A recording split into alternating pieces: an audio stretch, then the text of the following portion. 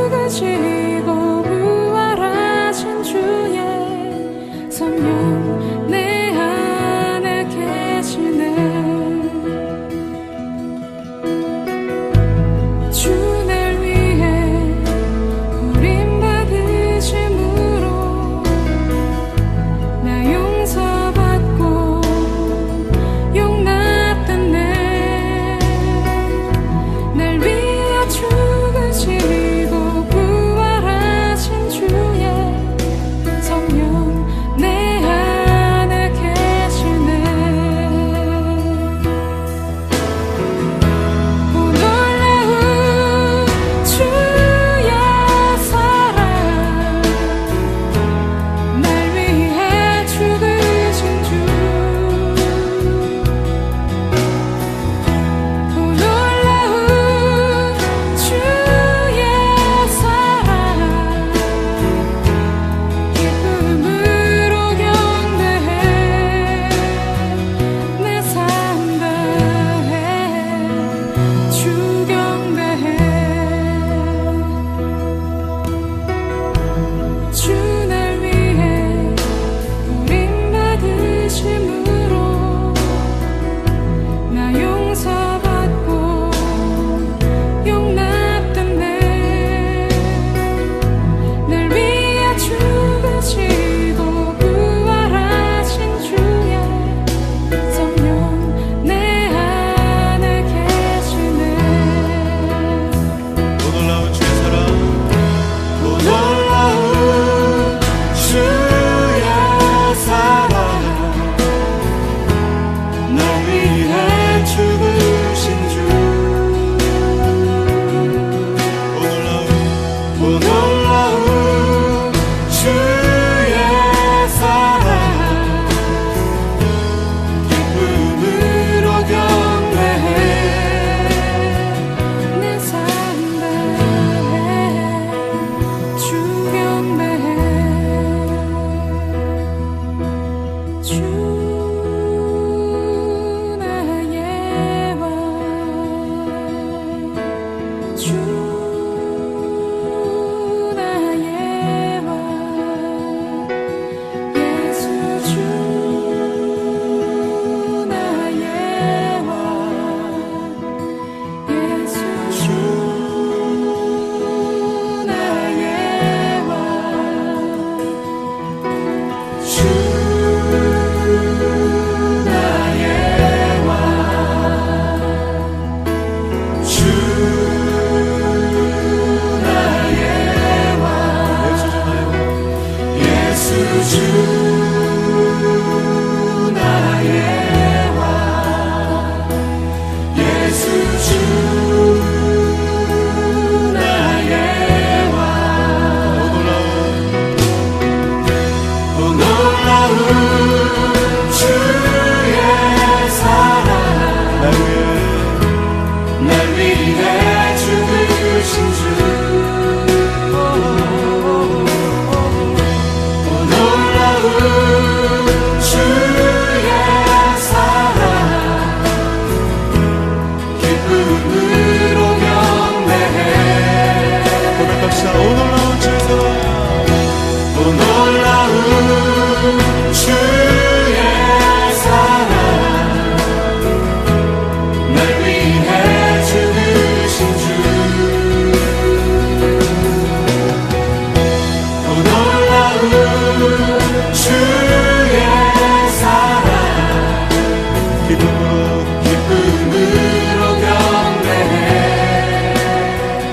내 삶 다해 주 경배해.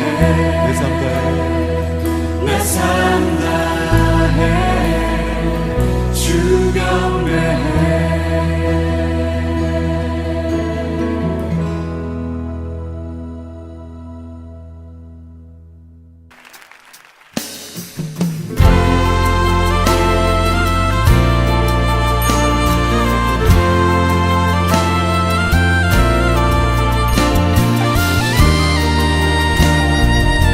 주님 앞에 우리의 믿음의 고백을 올려드리며 함께 믿음의 선포하며 나가십니다.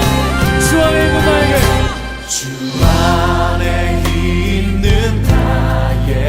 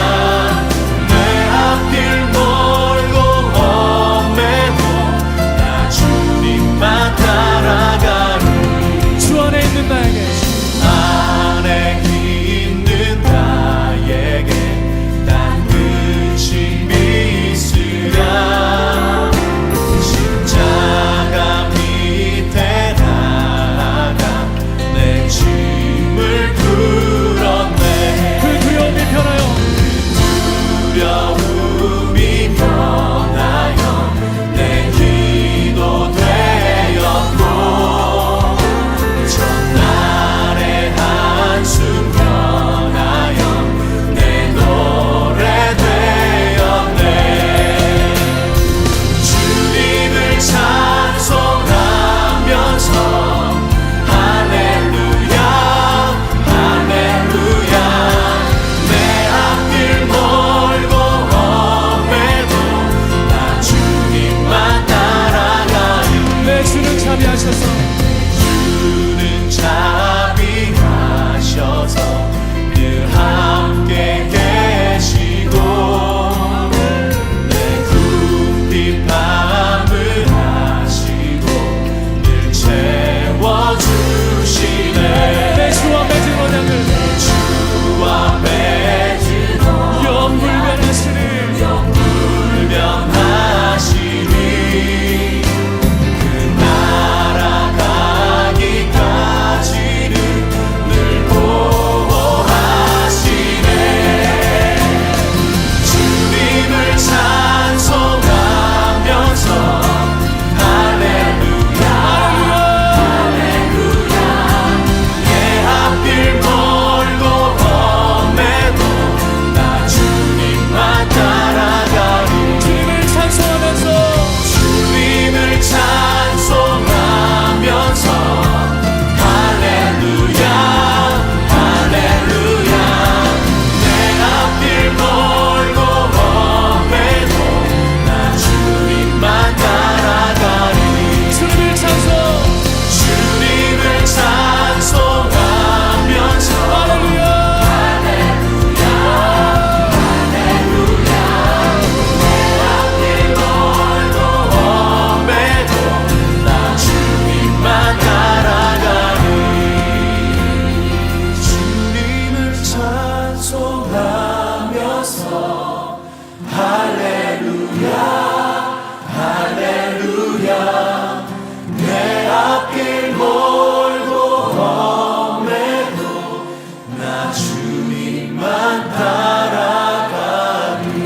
내 앞길 멀고 험해도 내 앞길 멀고 험해도 나 주님만 따라가리.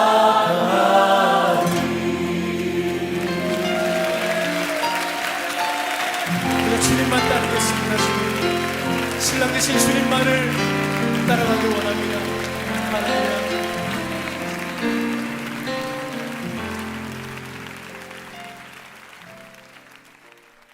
그러나 보라, 나를 파는 자의 손이 나와 함께 상위에 있도다. 인자는 이미 작정된 대로 가거니와 그를 파는 그 사람에게는 화가 있으리로다. 그들이 서로 묻되 우리 중에서 이 일을 행할 자가 누구일까 하더라. 또 그들 사이에 그중 누가 크냐 하는 다툼이 난지라 예수께서 이르시되 이방인의 임금들은 그들을 주관하며 그 집권자들은 은인이라 칭함을 받으나 너희는 그렇지 않을지니 너희 중에 큰 자는 젊은 자와 같고 다스리는 자는 섬기는 자와 같을지니라. 앉아서 먹는 자가 크냐 섬기는 자가 크냐? 앉아서 먹는 자가 아니냐? 그러나 나는 섬기는 자로 너희 중에 있노라. 너희는 나의 모든 시험 중에 항상 나와 함께한 자들인즉 내 아버지께서 나라를 내게 맡기신 것 같이 나도 너희에게 맡겨 너희로 내 나라에 있어 내 상에서 먹고 마시며 또는 보좌에 앉아 이스라엘 12지파를 다스리게 하려 하노라. 시몬아, 시몬아, 보라, 사탄이 너희를 밀가루로 사려고 요구하였으나 그러나 내가 너를 위하여 내 믿음이 떨어지지 않기를 기도하였노니 너는 돌이킨 후에 네 형제를 굳게 하라. 주여, 내가 주와 함께 오게도 죽는 데에도 가기를 각오하였나이다. 베드로야, 내가 네게 말하노니 오늘 닭 울기 전에 네가 3번 나를 모른다고 부인하리라. 마태복음, 마가복음, 누가복음, 요한복음을 복음서라 부르는데 이 책들은 한날 한시에 쓰여진 책이 아닙니다. 학자들은 오랜 연구 끝에 역사 비평이란 이름으로 어떤 복음서가 먼저 쓰여졌는지 연구하였습니다. 여러 주장들이 나왔지만 그 중에서 가장 많은 지지를 받은 이론은 마가복음이 가장 먼저 쓰여졌고 이후에 마태복음, 누가복음, 요한복음이 쓰여졌다는 것입니다. 이 순서가 중요한 이유는 각 복음서가 기록되는 과정에 앞서 기록된 복음서가 영향을 주었기 때문입니다. 마태복음과 누가복음은 서로를 참고하지 않았지만 마가복음을 기초로 각자의 복음서를 기록했고 가장 늦게 쓰여진 요한복음은 마가복음, 마태복음, 누가복음을 읽고 참고했을 것으로 추측합니다. 물론 그 경계는 매우 애매합니다. 각 저자가 자신이 읽고 참고한 내용을 자신이 수집한 자료와 자신의 언어로 새로운 복음서를 기록하였기 때문입니다. 그래서 마가복음, 마태복음, 누가복음, 요한복음은 모두 예수님을 소개하고 있지만 조금씩 차이를 보입니다. 순서가 다를 때도 있고 배경이 다를 때도 있으며 등장하는 인물이 다르기도 합니다. 이러한 차이는 복음서의 저자가 이해한 예수님을 바탕으로 말하고자 하는 바가 다르기 때문입니다. 오늘 본문이 소개하고 있는 예수님을 둘러싼 제자들의 모습도 마찬가지입니다. 마가복음, 마태복음, 누가복음, 요한복음은 예수님과 마지막 식사를 함께한 제자들의 모습을 조금씩 다르게 소개하고 있습니다. 특히 유일하게 복음서 저자 중 이방인이었던 누가의 시선은 특별합니다. 그는 이미 여러 번 살펴본 것처럼 누가복음 안에서 12제자의 특권이나 권위를 인정하지 않고 제자됨의 범위를 최대한 확대하는 경향을 보여주었습니다. 그래서 예수님의 12제자만 아니라 누가복음 10장에서 70명의 제자를 소개하였고 사도행전 1장에서는 성령을 기다리는 120명의 제자가 있었다 말합니다. 이러한 누가의 관점은 오늘 본문에서도 잘 드러나고 있습니다. 자신을 따르는 많은 무리를 뒤로하고 12제자들과 유월절 식사를 하신 예수님은 유월절 음식을 자신의 살과 피로 소개하며 자신의 죽음을 통해 자기 백성을 구원하실 것이라 선포하였습니다. 하지만 그 앞에 예수님의 12제자들은 예수님의 말씀을 하나도 깨닫지 못했습니다. 예수님이 처음 말씀하신 것도 아니고 어려운 말로 설명하신 것이 아님에도 제자들은 예수님의 말씀에 믿음으로 반응하지 않았습니다. 제자들과 함께했던 3년이란 시간 동안 예수님이 요구했던 것은 물질도 아니고 헌신도 아니고 충성도 아닌 믿음 하나였는데 제자들은 십자가를 앞둔 예수님 앞에 믿음의 반대말인 불신을 넘어 배신으로 예수님을 대했습니다. 지금부터 그 모습을 함께 살펴보겠습니다. 여리고에서 삭개오를 만난 예수님은 감람원이라 불리는 산 쪽에 벳바게와 베다니에서 나귀 새끼를 구해 예루살렘에 입성하였습니다. 예루살렘에 들어온 예수님은 날마다 성전에서 가르쳤고 이 모습을 본 백성의 지도자들은 예수님을 죽이기로 결정했습니다. 그래서 그들은 예수님을 궁지에 몰 3가지 질문을 들고 예수님을 찾았습니다. 이 질문들은 어느 한쪽을 택하더라도 고소와 고발이 가능한 질문들이었습니다. 하지만 예수님은 지혜롭게 이 질문에 답을 했고 오히려 궁지에 몰린 것은 종교 지도자들이었습니다. 예수님을 위협에 빠뜨리려 했지만 오히려 종교 지도자들이 위협에 빠졌습니다. 종교 지도자들이 무슨 방도로 예수님을 죽일까 궁리하고 있을 때 가룟 유다가 그들을 찾아왔습니다. 가룟 유다는 돈을 받고 무리가 없을 때 예수님을 넘겨주기로 약속하였습니다. 한편 예수님은 유월절이 다가오므로 제자들과 함께 식사할 장소를 베드로와 요한을 시켜 알아보게 하였고 유월절마다 먹고 마셨던 유월절 음식과 포도주를 자신의 살과 피로 기념하라 말하며 성찬을 제정하였습니다. 애굽에서의 구원을 기념하는 유월절 식사를 예수님을 기념하는 성찬의 식사로 새롭게 하신 것입니다. 오늘 본문은 성찬을 제정한 예수님의 말씀을 그러나 보라는 말씀으로 받아내고 있습니다. 여기서 그러나에 해당하는 헬라어는 아주 강한 반대적 의미를 드러낼 때 사용되는 단어로 앞으로 전개될 이야기가 성찬과 정반대의 이야기라는 것을 말하고 있습니다. 성찬과 정반대의 이야기는 누가복음 22장 21절에서 23절을 통해 소개되는 배신자에 대한 이야기입니다. 예수님은 그러나 보라, 나를 파는 자의 손이 나와 함께 상위에 있다 말하였습니다. 당연히 예수님을 파는 손은 이미 누가복음 22장 4절에서 6절을 통해 살펴본 것처럼 가롯인 유다입니다. 가롯인 유다는 돈을 받고 예수님을 팔기로 종교 지도자들과 의논하였습니다. 그런데 너무 이상한 것은 이어지는 이야기는 정확히 가롯인 유다를 지목하지 않습니다. 대신 이 모든 것은 이미 작정된 일이고 예수님을 파는 자에게 화가 있을 것이라는 말만 하였습니다. 제자들의 반응도 마찬가지입니다. 제자들은 우리 중에 이 일을 행할 자가 누구냐 서로 묻기만 할 뿐 가롯인 유다가 이런 일을 할 것이란 것을 눈치채지 못했습니다. 하지만 오늘 본문과 평행을 이루는 마가복음 14장 18절에서 21절은 조금 다르게 이 과정을 소개하고 있습니다.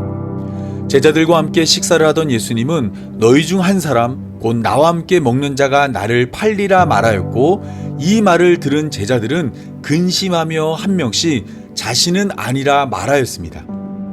이때 예수님은 12 중 하나 곧 나와 함께 그릇에 손을 넣는 자가 바로 자신을 팔 것이라 말씀하심으로 배신할 자를 특정하였습니다.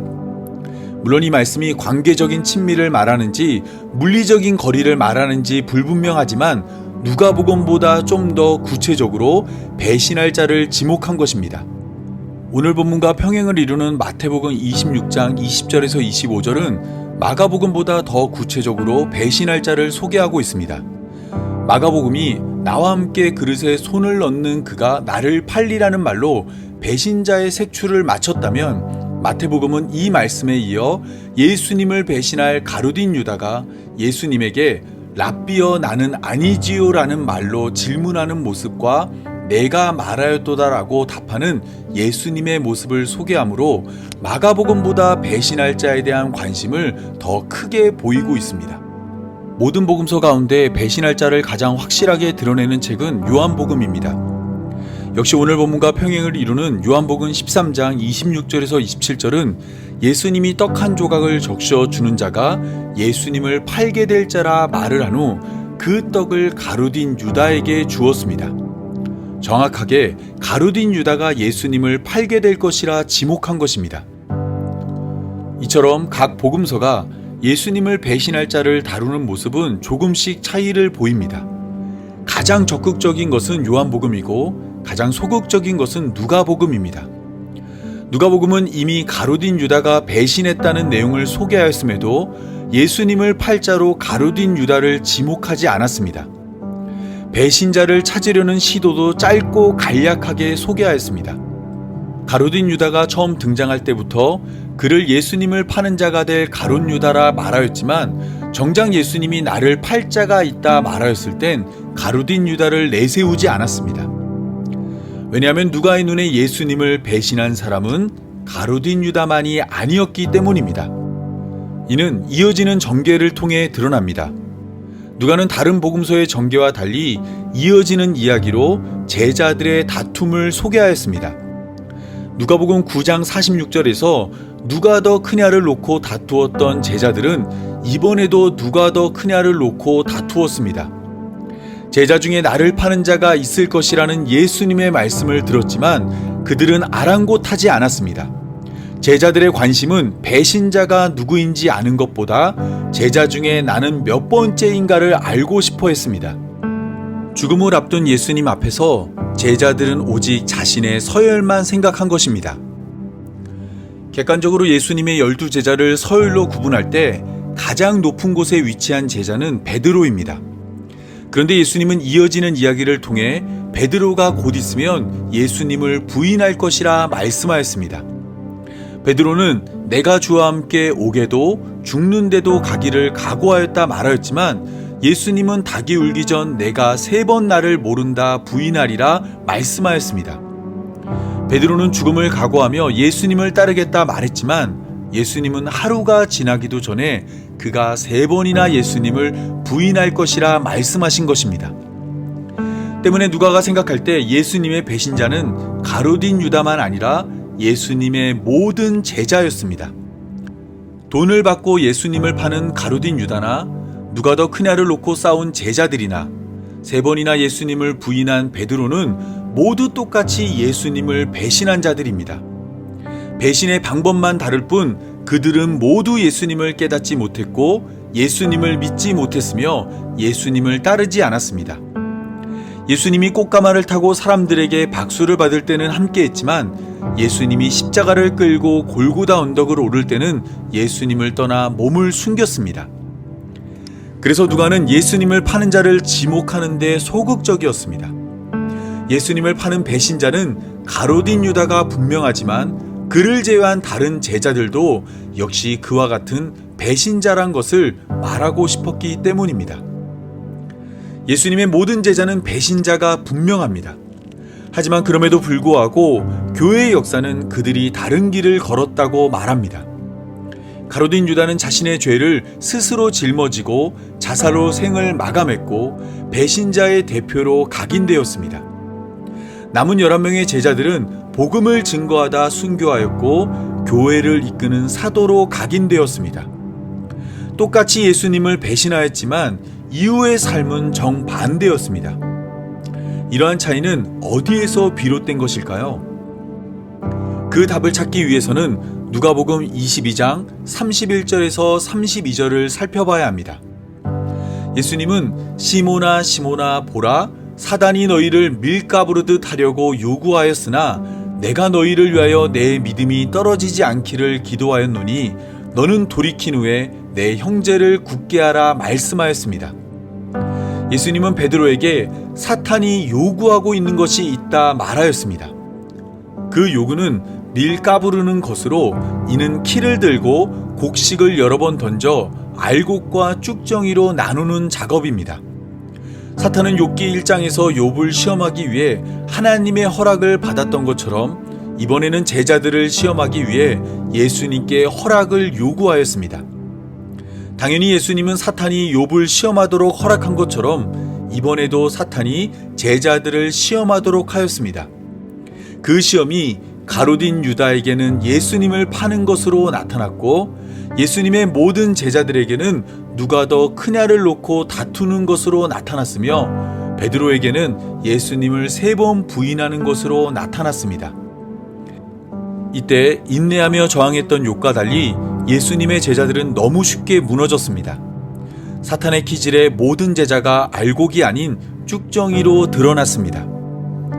쭉정이의 마지막은 누가복음 3장 17절이 말하고 있는 것처럼 꺼지지 않는 불에 태워지는 것입니다.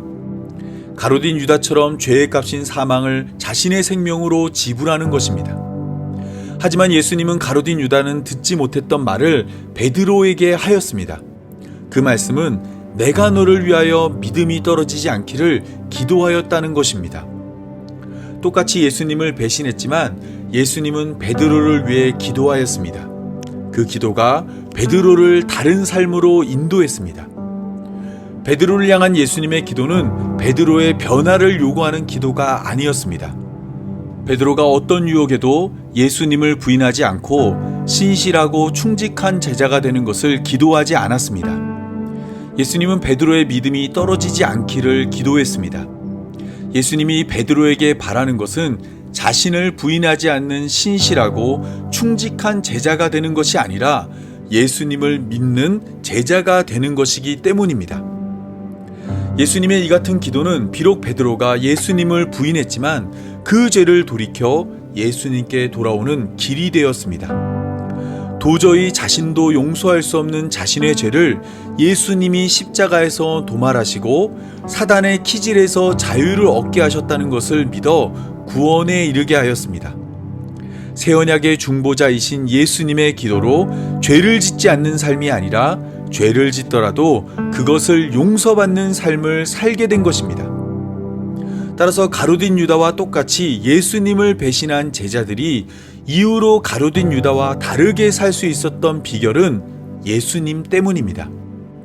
제자들이 뉘우치고 돌이키고 회개한 후 헌신과 충성과 열심으로 예수님을 섬겨 가롯인 유다와 다른 삶을 산 것이 아닙니다. 제자들의 믿음이 떨어지지 않기를 기도한 예수님의 사랑이 제자들의 삶을 달라지게 한 것입니다. 애굽에서 나온 이스라엘 백성들은 죄로 인해 약속의 땅에 들어갈 수 없었습니다. 이때 모세가 죽고 여호수아가 지도자가 되자 이스라엘 백성들은 여리고를 무너뜨리고 약속의 땅인 가나안 땅에 들어갈 수 있었습니다. 죄로 인해 약속의 땅에 들어갈 수 없던 이스라엘 백성들은 모세 때나 여호수아 때나 똑같이 죄인이었지만 지도자가 바뀌자 들어갈 수 없던 땅에 들어갈 수 있게 되었습니다. 우리의 삶도 마찬가지입니다. 우리는 하나같이 예수님을 배신했던 12제자처럼 언제나 예수님을 배신하는 자들입니다. 돈거래를 통해 예수님을 팔았던 가룟 유다처럼 물질 앞에 우리의 신앙은 녹아내렸고, 누가 더 크냐를 놓고 다투었던 제자들처럼 다른 일을 밟고 올라서는 것을 서슴지 않았으며, 예수님을 부인한 베드로처럼 하나님 없는 것처럼 사는 삶이 어느덧 익숙해졌습니다. 바울이 로마서 3장 9절에서 말하고 있는 것처럼 세상과 비교했을 때 나을 것이 하나 없는 것이 바로 우리의 삶입니다. 하지만 그럼에도 불구하고 우리의 삶이 세상과 다른 한 가지 차이점은 우리에게 예수님이 있다는 사실입니다. 요한일서 2장 1절이 말하고 있는 것처럼 누가 죄를 범하여도 우리 앞에서 우리에게 대언자가 있으니 곧 의로우신 예수 그리스도가 우리와 함께합니다. 비록 우리는 예수님과 함께할 자격이 없지만 하나님의 큰 사랑과 은혜가 하나님의 아들 예수 그리스도를 우리에게 보내주었습니다. 때문에 우리는 세상 가운데서 구별된 하나님의 백성이 된 것입니다. 이제 말씀을 맺겠습니다. 이 땅에 처음 교회가 생겨날 때 가룟 유다를 제외한 예수님의 11제자는 교회의 탁월한 지도자로 인정받는 자들이었습니다. 특히 베드로는 교회를 대표하는 인물이 되어 많은 사람들에게 복음을 증거했습니다. 그런데 누가복음만 아니라 마가복음, 마태복음, 요한복음은 모두 베드로를 비롯한 제자들의 치부를 드러내는데 주저함이 없습니다. 왜냐하면 그들의 사도됨은 그들에게서 비롯된 것이 아니라 예수님의 은혜로 비롯되었음을 모두 알고 있었기 때문입니다. 바울도 마찬가지입니다. 바울은 이 땅의 교회가 처음 생겨날 때 큰 공헌을 한 사람입니다. 많은 성도가 바울을 통해 복음을 접했고 바울의 가르침을 통해 신앙을 키웠습니다. 어찌 보면 12제자보다 더 많이 주목받고 더 존경받는 인물이었습니다. 하지만 누가가 기록한 사도행전은 바울이 스데반의 죽음과 관련이 있고 교회를 악랄하게 박해하던 자라는 것을 숨기지 않습니다. 바울의 바울됨은 바울이 고린도전서 15장 10절에서 고백한 것처럼 다 하나님의 은혜이기 때문입니다. 바울이 스스로를 가리켜 죄인 중에 괴수라 말한 것처럼 바울의 사역과 성과는 그의 탁월함에서 나온 것이 아닙니다. 그와 함께한 하나님의 은혜가 바울의 삶을 인도한 것입니다. 우리의 삶 역시 마찬가지입니다. 오늘 우리의 교회됨과 성도됨은 우리의 삶에서 비롯된 것이 아닙니다. 우리의 삶으로 찾아온 예수 그리스도의 은혜로 우리는 교회가 되었고 성도가 되었습니다. 비록 여전히 우리의 삶은 예수님을 배신한 제자들과 다를 것이 없지만 우리의 믿음을 위해 기도하신 예수님의 중보로 우리는 하나님의 백성이 되었습니다. 우리가 넓은 길만 찾아다니며 크고 화려한 것에 마음을 뺏길 때 십자가의 길을 걸어 자신의 살과 피를 허락하신 예수님의 은혜가 우리를 구원하였습니다. 이 사실을 항상 기억하며 믿음에서 떨어지지 않는 교회로 부름받은 성도의 삶이 되기 바라며 오늘 말씀 맺겠습니다. 다 함께 기도하겠습니다. 우리를 사랑하시는 하나님, 죄와 허물로 죽었던 우리를 예수 그리스도의 보혈로 구원하여 주신 감사합니다. 매주 반복되는 일상 속에 일주일에 한 번 하나님을 만나주는 것으로 성도된 도리를 다했다 생각했던 우리의 어리석음을 용서하여 주옵소서.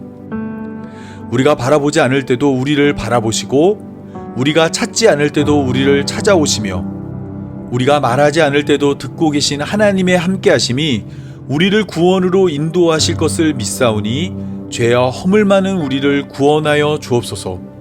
올라가신 모습 그대로 다시 오실 것을 믿사오니 속히 임하여 주옵소서. 의지할 것 하나 없는 이 땅에서 하나님 나라로 인도하여 주시고 이미 시작되었으나 아직 완성되지 않은 하나님 나라를 날마다 누리며 살아가는 성도의 삶이 되게 하여 주옵소서.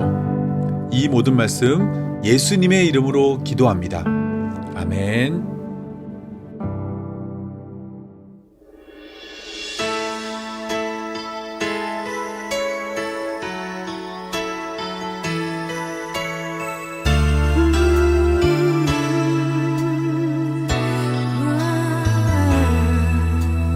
나 홀로 있어도 내 아픈 마음 감싸줄 사람 하나 없어도 살 수 있어. 난 꿈이 없어도 저 아름다운 수많은 별들 만질 수 없어도 살 수 있어. 소중한 너를 나 가질 수 있어. 하지만 나의 마음속에 주님의 소망이 없이는 난 하루도 살 수 없네. 주님의 사랑의 팔로 나를 안아주지 않는다면 난 한순간도 못 사네. 난 주 없이 살 수 없네.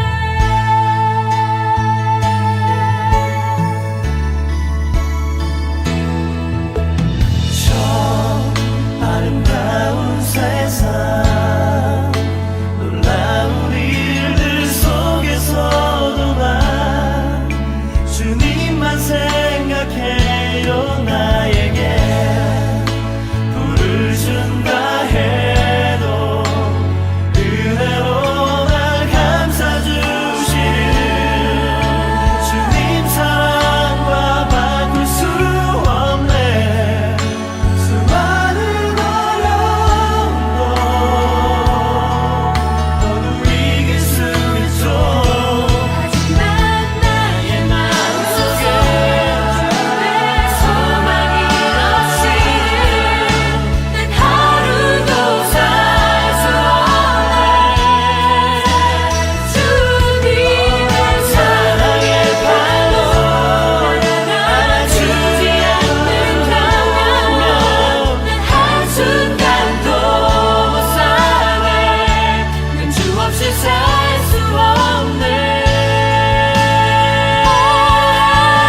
주님 내 생각 대신에 내 호흡과 같네. 오 주님 내게 모두 주셨네. 주 나의 모든 것 진실로 나의 마음속에 주님의 소망이 없이는 난 하루도 살 수 없네. 주님의 사랑을 주지 않는다면 난 한순간도 못 사네. 난 주 없이 살 수 없네.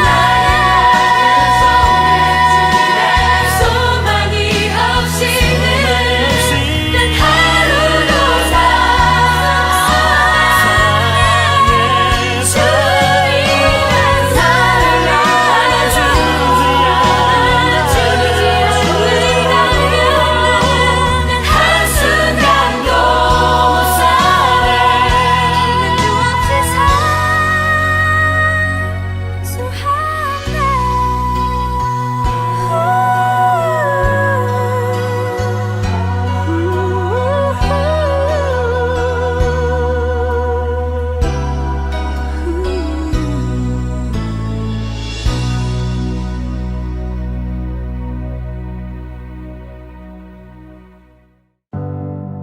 이제는 새 언약의 중보자이신 예수 그리스도의 은혜와 한 번 사랑하면 끝까지 사랑하는 하나님의 사랑과 자기 백성을 하나님 나라로 끝까지 인도하는 성령의 인도하심이 자신을 의지하지 않고 믿음 하나만 붙들고 하나님께 나아가는 성도들 위해 영원토록 함께하길 간절히 축원하옵나이다. 아멘.